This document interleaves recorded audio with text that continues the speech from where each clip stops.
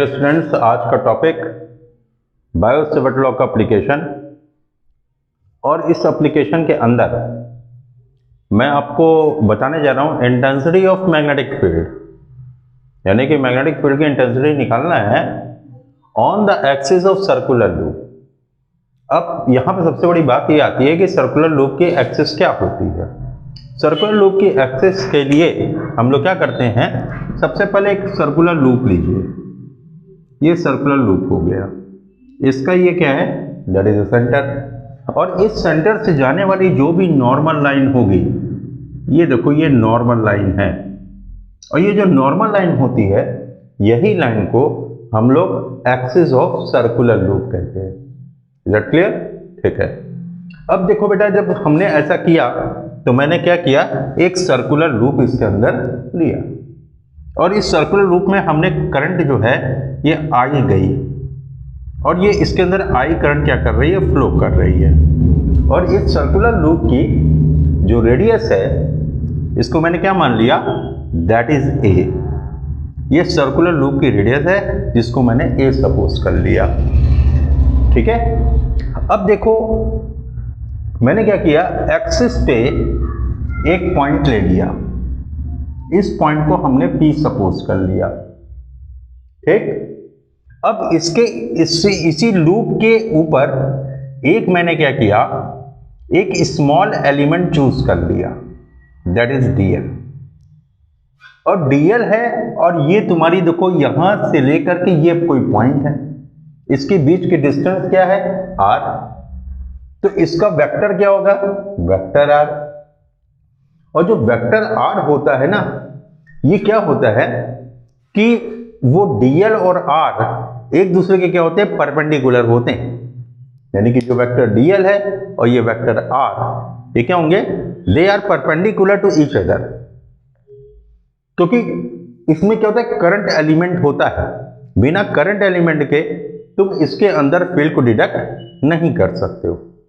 According to Biot Savart law, when we applying the Biot Savart law, तो what is the Biot Savart law, उसका formula क्या होता है। देखो पिछले क्लास में मैंने तुमको बताया था कि बायो-सेवर्ट लॉ का फॉर्मूला क्या होता है, B is equal to mu naught upon 4 pi I dl sine theta upon क्या होता है, आर स्क्वायर। अब देखो स्मॉल एलिमेंट से है तो इसलिए यहां पे क्या हो जाएगा, डी।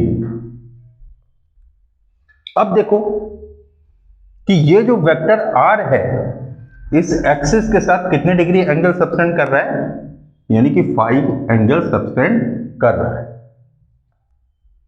अब ये वेक्टर r और वेक्टर dl एक ही प्लेन पे लाई करेंगे, वेक्टर r और वेक्टर dl एक ही प्लेन पे लाई करते हैं। क्यों? क्योंकि देखो इसका यदि वेक्टर फॉर्म में कन्वर्ट करो इसको, तो ये vector dv is equal to mu naught upon 4 pi I dl cross r upon क्या हो जाएगा, r क्यूब। इसका मतलब क्या हुआ कि क्रॉस प्रोडक्ट है, और जो क्रॉस प्रोडक्ट होता है यानी कि dl और r एक ही प्लेन पे लाई कर रहे हैं, dl और r एक ही प्लेन पे लाई कर रहे हैं, और जो इस एक ही प्लेन पे लाई, तो इनका जो परपेंडिकुलर होगा, जो परपेंडिकुलर वो माने कंपोनेंट होगा, वो रिप्रेजेंट किसको करेगा, फील्ड को रिप्रेजेंट करेगा।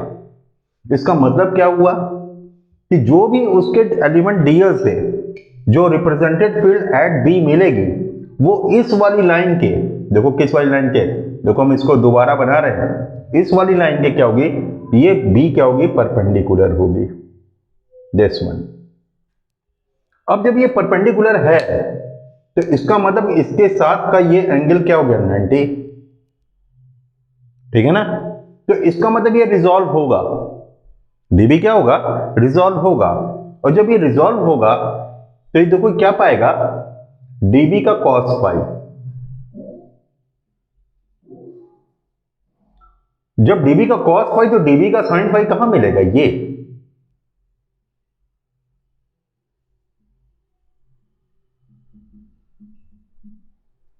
सिमेट्री से जब तुम नीचे वाले एलिमेंट को देखोगे तो सेम पैटर्न पे नीचे भी चलेगा, क्योंकि एक एलिमेंट को मैंने यहां पे लिया सिमेट्री पाने के लिए। तो इसमें क्या होता है, तो ये वाला जो एंगल होता है, ये फाई क्यों आया, जरा ध्यान से देखना, क्योंकि देखो ये वाला एंगल फाई, तो ये वाला एंगल क्या हो गया 90 माइनस फाई, और जब ये 90 माइनस फाई है तो बेटा ये एंगल भी तो 90 है ना, तो ये वाला 90 माइनस फाई, तो ये इसका कॉम्प्लीमेंट्री होगा, कॉम्प्लीमेंटरी होगा तो यार फाई होगा, सिंपल सी बात है। तो ये एंगल फाई हो गया। ठीक उसी पैटर्न पे जब तुम नीचे आते हो तो देखो ये एंगल 90 है और ये एंगल फाई, इसमें ध्यान समझना, जो ऊपर ना समझ पाए वो नीचे समझे। ये एंगल क्या है फाई। जरा सोचो कि ये वाला एंगल क्या होगा, क्योंकि ये क्या है 90 है 90 है, तो ये वाला क्या हो गया 90 माइनस फाइव। 90 माइनस फाइव होने की वजह से ये वाला भी एंगल क्या होगा कॉम्प्लीमेंट्री होता है, तो इसलिए ये भी फाइव। अब जब तुम इसको रिजॉल्व करते हो तो ये क्या होगा, इससे भी क्या मिलेगा डीबी साइन फाइव, और ये वाला क्या हो गया डीबी कॉस फाइव। अब ये डीबी कॉस फाइव जो है और ये डीबी कॉस फाइव एक दूसरे के क्या हैं अपोजिट हैं। अपोजिट होंगे तो क्या करेंगे, एक दूसरे को कैंसिल आउट कर देंगे।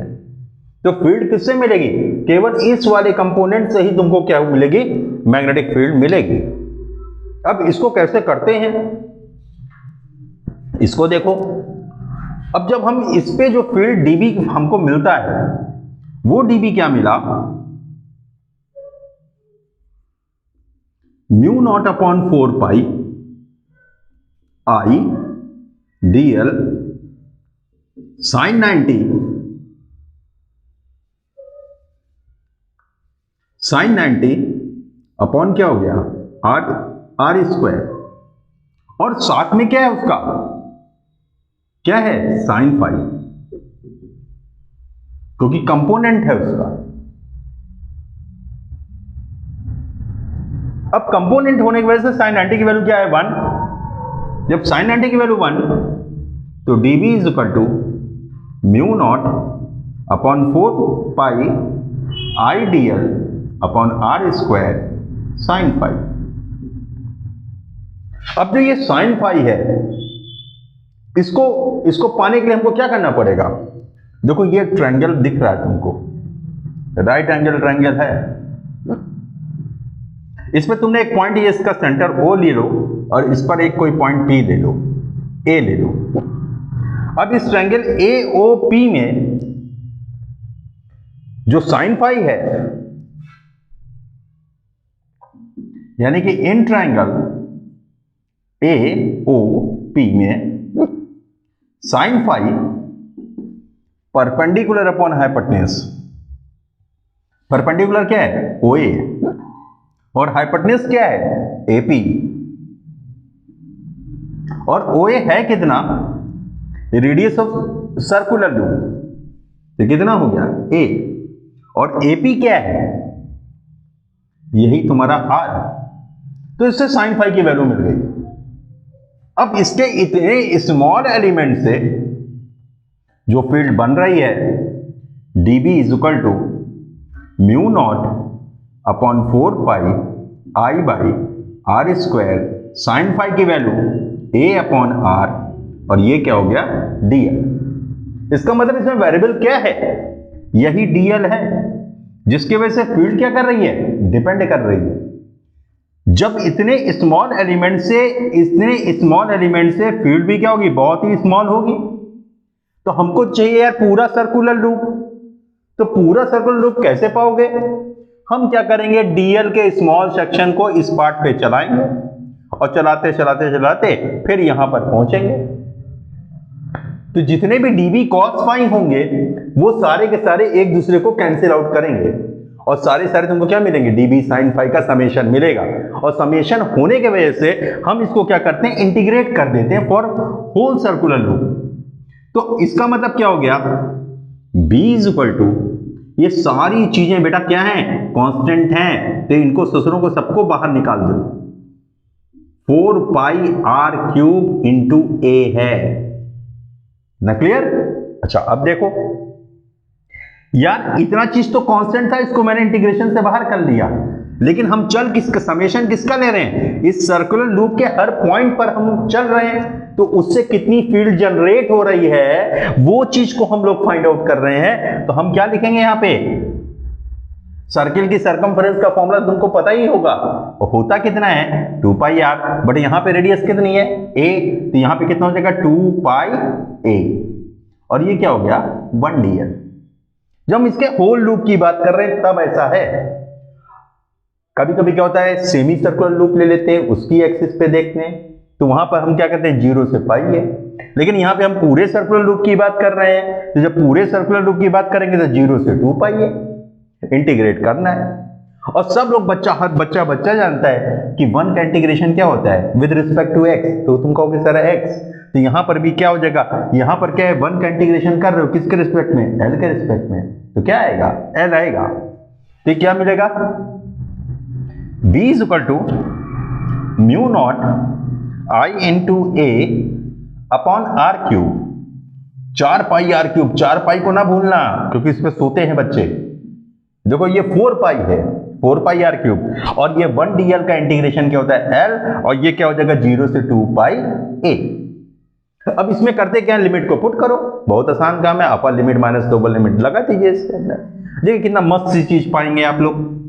b is equal to mu naught I A upon 4 pi R cube, और ये क्या हो जाएगा 2 पाई a माइनस 0।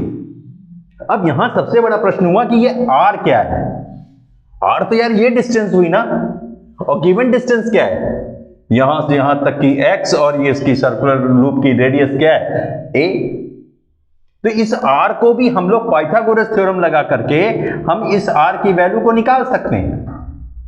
अब ये r की वैल्यू जब निकालोगे इसके अंदर तो मिलता क्या है, क्या मिलता है कि r square is equal to a square plus X square, तो r इज इक्वल टू क्या हो जाएगा a square plus X square की पावर कितनी हो जाएगी हाफ। ये किसकी वैल्यू है r क्या है, इस पॉइंट से इस पॉइंट के बीच की डिस्टेंस है, यानी कि जहां पे तुमने करंट एलिमेंट को चूज किया था वो वहां से लेकर के यहां तक की डिस्टेंस, दैट इज r। वो i कितनी a square plus X square to the power half. तो अब देखो हमने क्या किया कि इस वैल्यू को यहां से उठाना है और इस वाले फॉर्मूले के अंदर फेंक देना है। कैसे, यानी कि यहां से ये वैल्यू उठाइए इसके अंदर रखिए। देखिए एक प्यारा सा रिलेशन आपको मिलेगा, और वो प्यारा सा रिलेशन क्या है इसको जरा सा आप देखेंगे तो मस्त होंगे। क्या पाएंगे हम लोग, b is equal to mu naught i into a, और देखो ये क्या है यार 2 पाई a अपॉन में 4 पाई r की वैल्यू रख रहा हूं, r की वैल्यू क्या है a square plus X square की पावर क्या मिल रही है हाफ मिल रही है, तो रखो इसके अंदर a square plus X square की पावर हाफ। ये तो कहा भैया मेरे पास पावर पहले से कितनी है 3 है, तो आप इसके ऊपर एक पावर 3 चढ़ा दीजिए, कोई दिक्कत नहीं है, ठीक है कि नहीं, कोई डाउट है, नहीं डाउट। अब क्या होगा ये कि देखो यार ये पाई से तो पाई कट गया, ये 2 से ये 2 कट गया, दो चीजें कट गई, तो बचा क्या b is equal to mu naught I into a square upon 2 a square plus X square की पावर कितनी हो गई 3/2। देखो कितना बढ़िया से एक रिलेशन आया कि जब एक्सिस पे यदि कोई पॉइंट लेते हो तो उससे मैग्नेटिक फील्ड की स्ट्रेंथ इस तरह से निकलती है, जिसका फॉर्मूला क्या मिला b is equal to mu naught I a square upon 2 a square plus X square to the power 3/2। Clear हो गया ना बेटा, एक बार फिर से देखो इसके अंदर हल्का सा जल्दी से कर दिया जाए इसको। हमने क्या किया इसमें सबसे पहली बात क्या है कि बायो-सेवर्ट लॉ यूज किया। बायो-सेवर्ट लॉ में क्या है कि vector dB is equal to mu naught upon 4 pi i dl cross r into r cube. dl cross r का मतलब क्या है, ये जो वेक्टर r है और ये जो वेक्टर dl है ये एक प्लेन पे लाई करेंगे और ये दोनों एक दूसरे के क्या होंगे परपेंडिकुलर होंगे। और इसकी फीलिंग कैसे आती है परपेंडिकुलर की, जरा सा ध्यान से देखो। ये सपोज करो कि मेरे पास ये एक सर्कुलर लूप टाइप की चीज है और इसके अंदर ये पॉइंट है तुम्हारा ये। अब सोचो कि ये इसकी एक्सिस पे पॉइंट है तो देखो dl किधर चलेगा, dl हमेशा इसके टेंजेंशियल चलेगा और r के वो क्या होगा, परपेंडिकुलर होगा, जिससे कि तुमको फील्ड क्या होगी, उस पॉइंट पर क्या होगी, मैक्सिमम मिलेगी, क्योंकि साइन 90 की वैल्यू क्या होती है, +1 होती है, जो कि that is the maximum value of sine function. तो अब मैंने क्या किया कि जब मुझको यहां पे एक स्मॉल फील्ड dB पाए, तो इस dB को तुमको रिजॉल्व करना पड़ेगा दो, एक dB cos phi, dB sin phi। Symmetry से नीचे से देखेंगे तो भी dB cos phi, dB sin phi, dB cos phi, dB cos phi एक दूसरे को क्या कर देंगे, कैंसिल आउट कर देंगे। तो इस पॉइंट पर जो भी मैग्नेटिक फील्ड आएगी वो dB is equal to mu naught IDL upon 4 pi r square into sine phi, क्योंकि बिकॉज ऑफ साइन 90 की वैल्यू तो यार 1 है। अब क्या करते हैं हम लोग कि साइन फाई की वैल्यू कहां से निकालेंगे, इस ट्रायंगल से निकालेंगे। इस ट्रायंगल से निकाल के हमने r की वैल्यू, साइन फाई की वैल्यू क्या मिली, a बाई आर, और r की वैल्यू क्या मिलेगी, a square plus X square की पावर हाफ, क्योंकि हमने पाइथागोरस इसमें यूज कर लिया।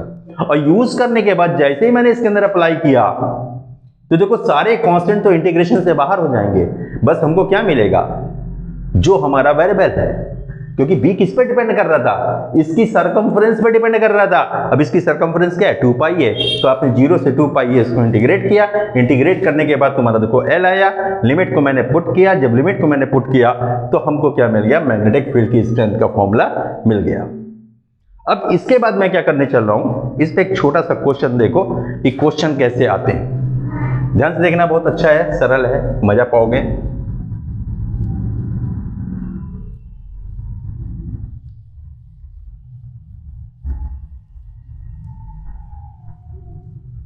मैंने दो सर्कुलर लूप ले लिए, कंसंट्रिक हैं।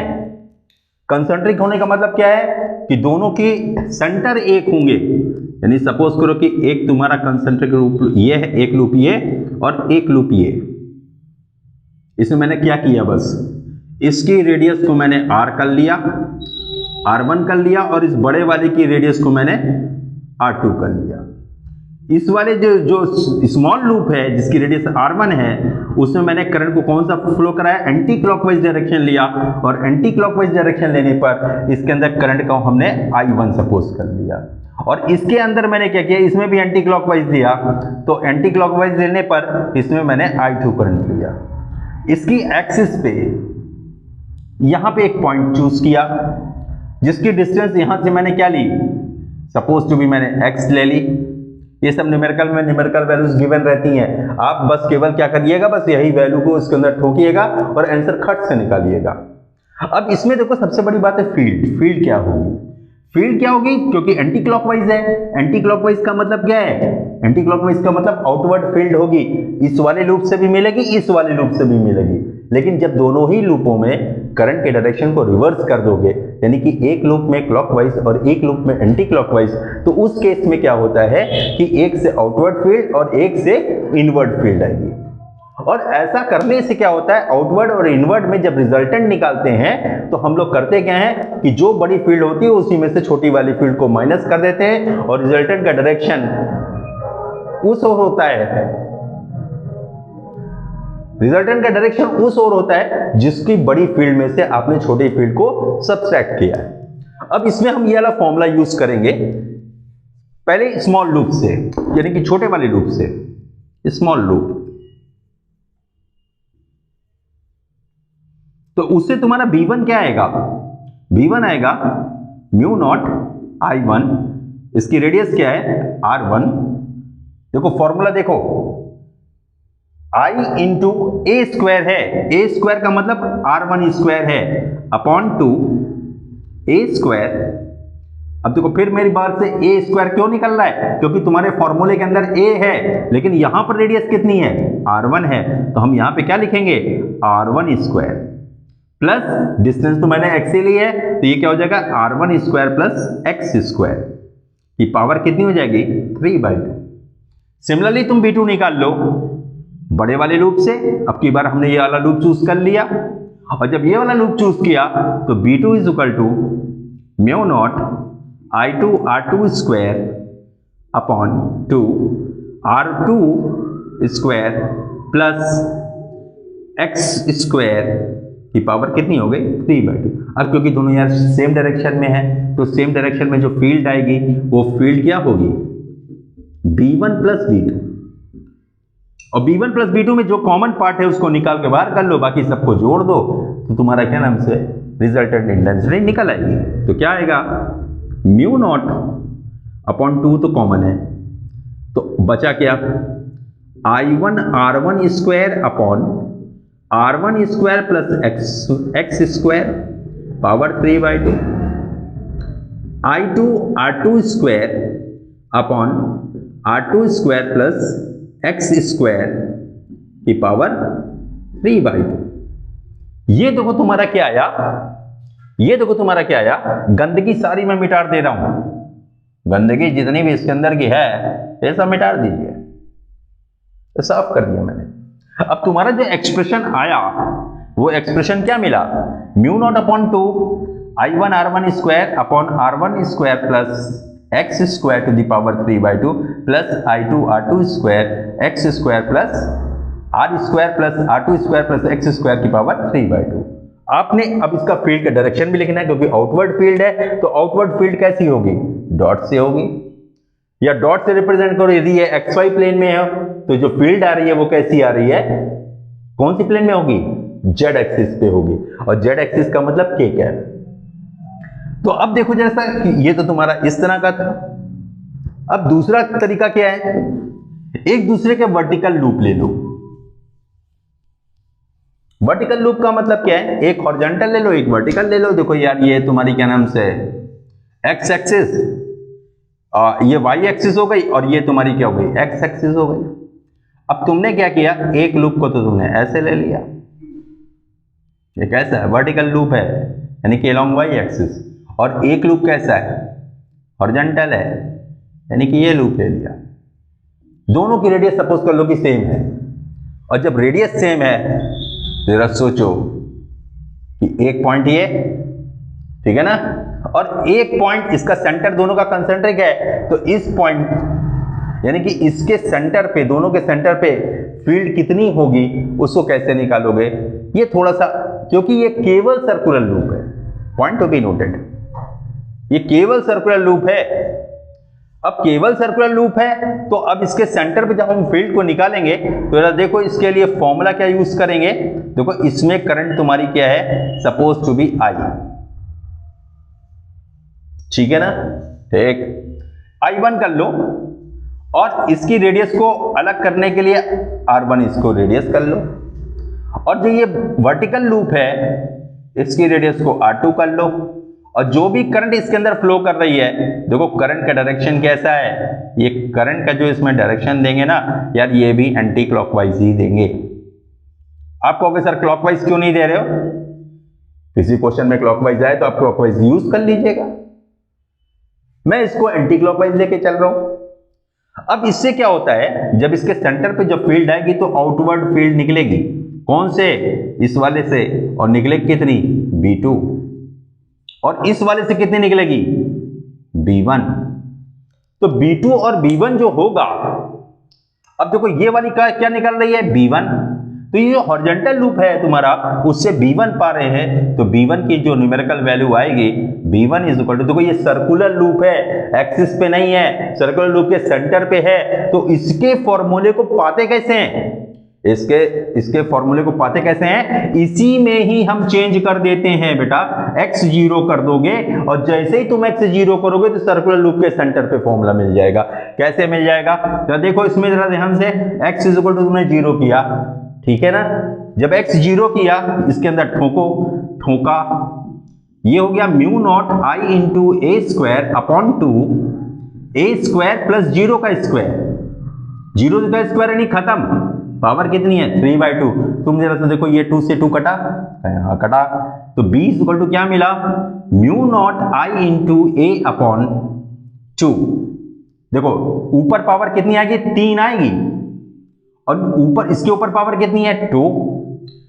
अभी इसको ऐसा करो कि ये जो 2 है इस 2 से कटा, तो पावर कितनी आ रही है 3, और ऊपर पावर कितनी है 2, जब इसको काटोगे तो क्या मिलेगा, b इज इक्वल टू, जो मैंने निकाला, अब इसी फॉर्मूले का यूज हो रहा है। देखो कैसे होता है इसको देखो, इस वाले में जब हम B1 निकालेंगे इसका, देखो म्यू नॉट I, क्योंकि हॉरिजॉन्टल लूप से रेडियस r1 अपॉन क्या हो जाएगा 2r1, और जब b2 निकालोगे वर्टिकल लूप है तो वर्टिकल लूप से क्या होगा b2 इज इक्वल टू क्या हो जाएगा mu naught i2 upon 2r2।